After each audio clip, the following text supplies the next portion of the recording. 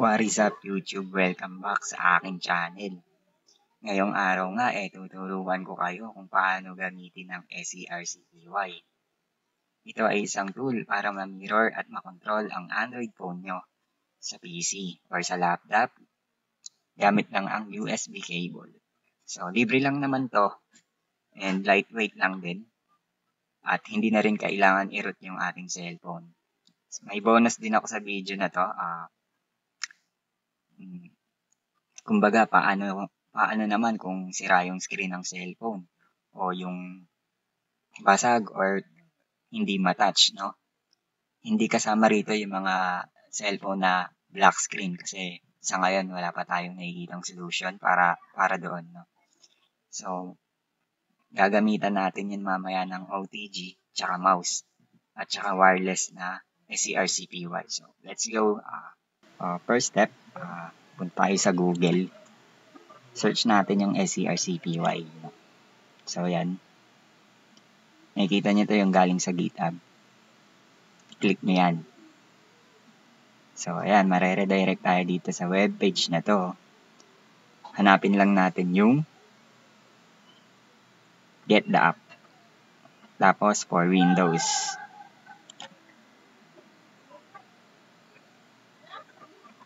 Yan. Mare-redirect ulit tayo sa web page. So, on Windows.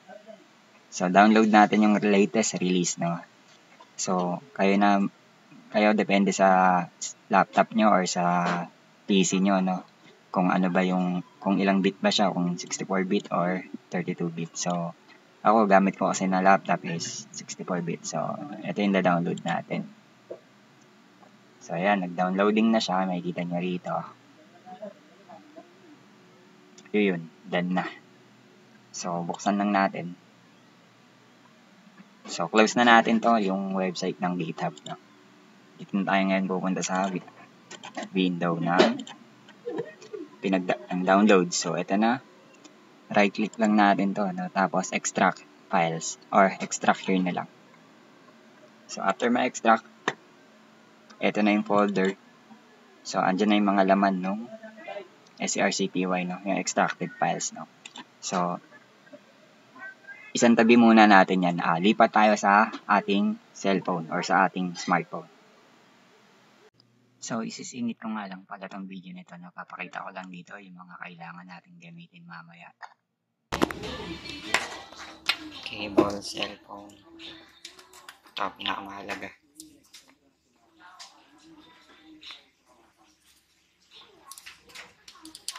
Siyempre, mouse. So, dito tayo sa ating cellphone. No? So, punta tayo sa settings. Tapos, about phone. So, ano tayo dito, no? Naka-Poco F5 gamit natin dito. So, enable natin yung USB debugging niya. So, tap lang natin itong OS version for Poco. Yan. Ayun, no, may nag-toast dito kung mapapansin nyo. Ayun, you are now a developer. So, back tayo. Hanapin natin yung developer options.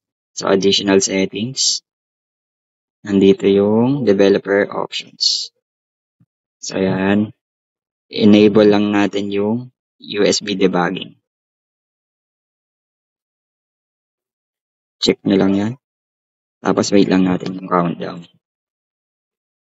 And then, okay. So, dito, no, enable nyo rin tong USB debugging security settings na to.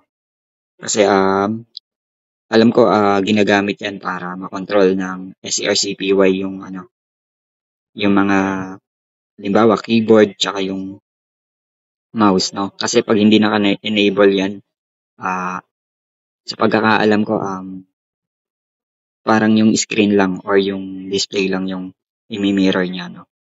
So, yun lang naman. Tip lang yun. So, ayun, balik tayo dito sa ating na-download at na-extract na files ng SCRCPY, no? So, ang next natin, tapos na rin natin USB debugging or na-enable na natin yung USB debugging ng ating smartphone, no? Ang next natin gagawin is i-connect natin yung cellphone natin sa laptop or sa PC via USB cable.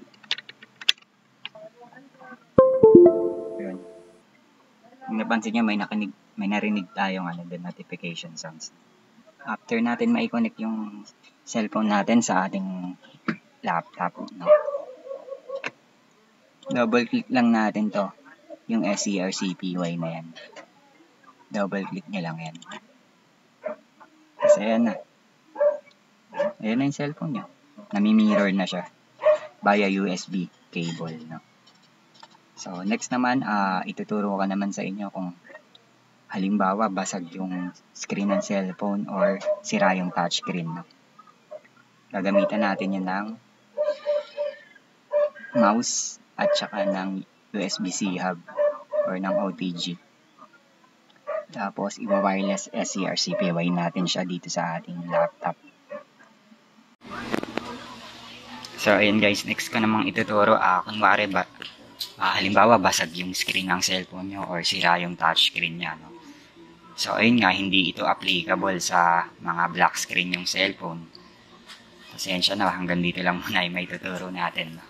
So, ito yung kailangan natin. So, yung cellphone, gumagana to, buo talaga yan. Pero, let's assume na lang na, kunwari lang, for the sake of this video lang, no?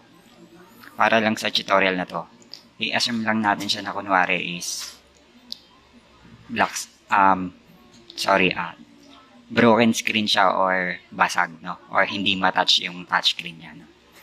So, ang kailangan natin is ito, USB-C hub. Ito, i-connect natin siya sa cellphone. I-connect mo siya sa cellphone.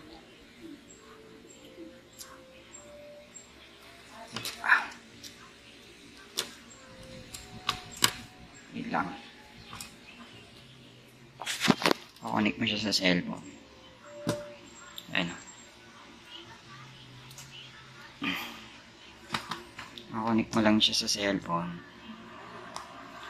So, pakita ko lang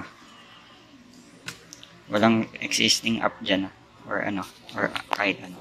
Ayun lang talaga. Pinanik lang natin to. Tapos ngayon yung mouse.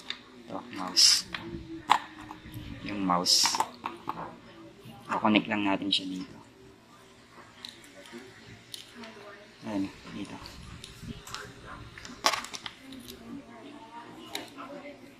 Yan. Kinanek lang natin siya dyan.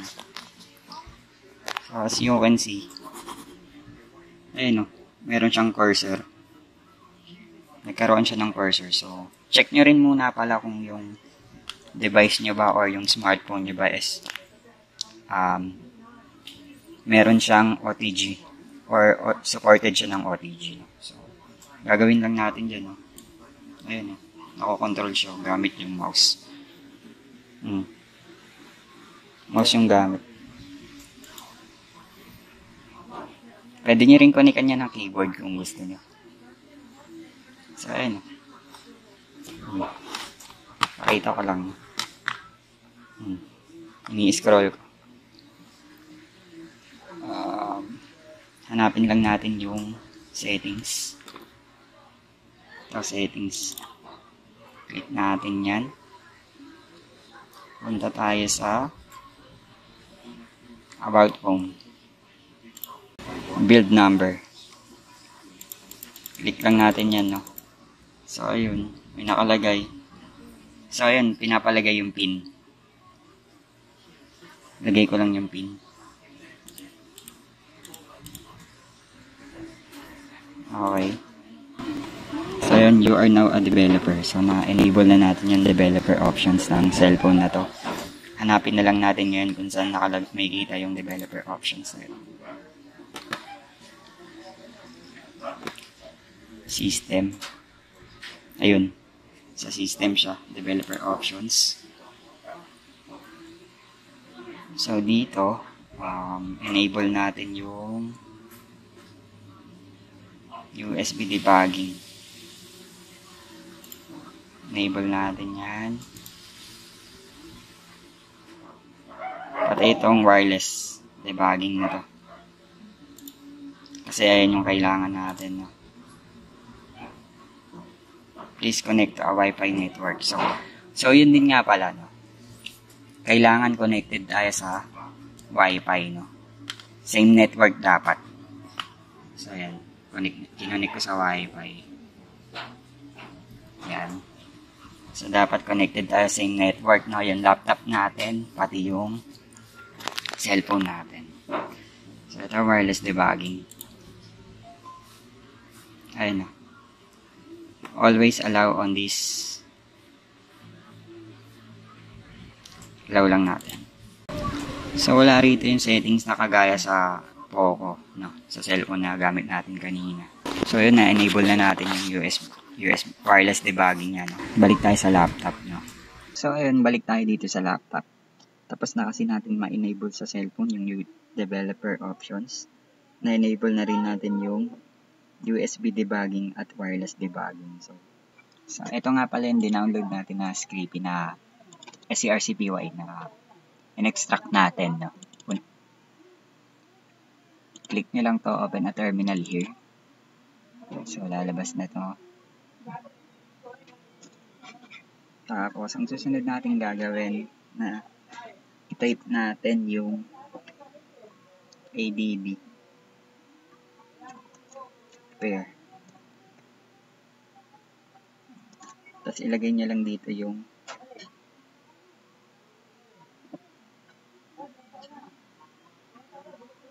per device with pairing code. No? Ilagay nyo yung IP address tsaka yung port.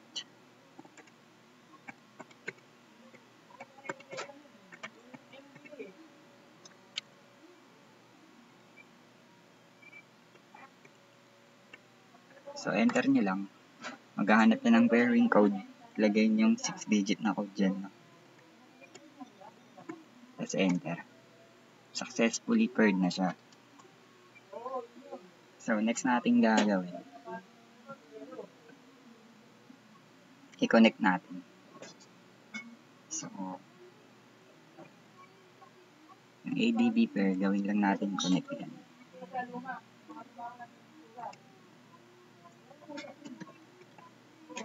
Tapos yung port, papalitan nyo yung port.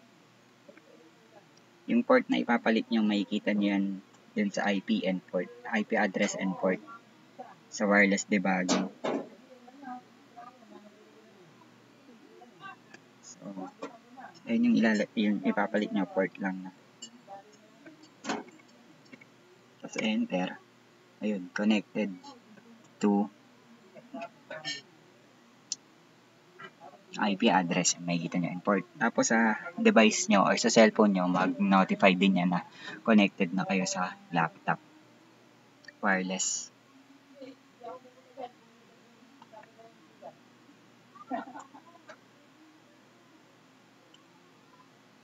So, minimize muna natin to. Punta tayo dito kay SCRCPY. So, ayun na. Ito na yung ating cellphone. Minimize nyo lang to. Ayun yung sinasabi ko sa inyo kanina, wireless debugging. Kasi ito yung ipinalit ko na port. So, ayun.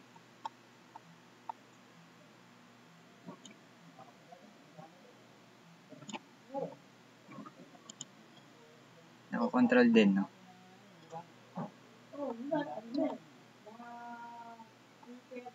Medyo may delay lang siya kasi wireless connected nga siya wireless, no? Or naka-screen mirror siya ng wireless.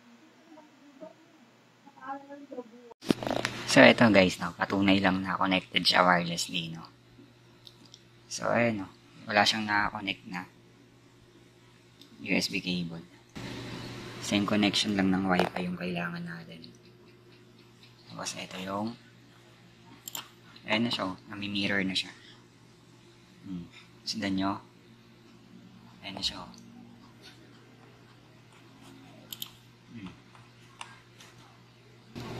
So, kahit halimbawa basag yung screen nyo or hindi matouch, no? Pwede na siyang makontrol pwede siya makontrol dito. Ayun, no? Ayun. Gamit ko yung mouse. No. Pero dito ako nagko-control sa PC. Yun lang naman. Kumbaga connected siya. Ayan. Medyo may delay lang ng konti yan.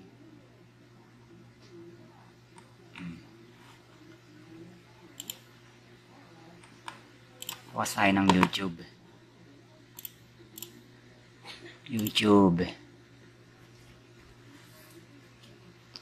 Tapos search nyo lang ako dyan, oh.